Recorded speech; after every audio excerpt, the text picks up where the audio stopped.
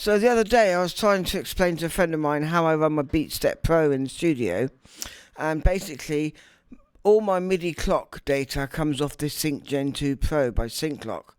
I run two outputs from my sound card that are normaled into the inputs of the Sync Gen, and then the Sync Gen box itself generates a sample accurate MIDI clock.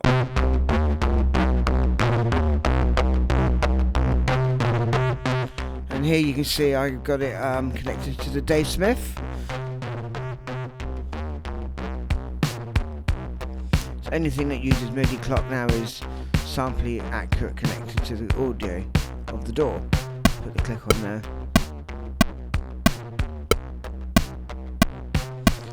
So I also have it connected to the Beatstep Pro MIDI input. So that is slaved to everything else. We have a sequence here running the modular.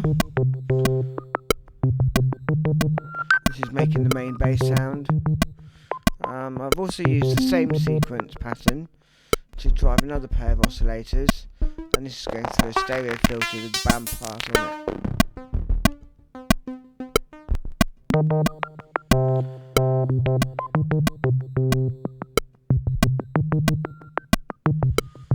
And then we can add the other instruments.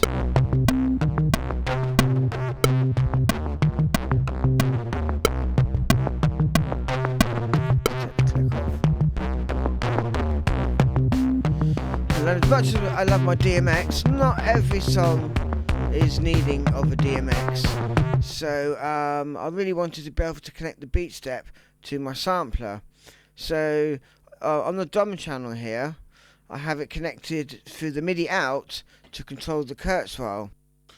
Generally in the past, I've only used the drum outputs to control triggers to the modular. So this has been fantastic for me to now control my hardware sampler.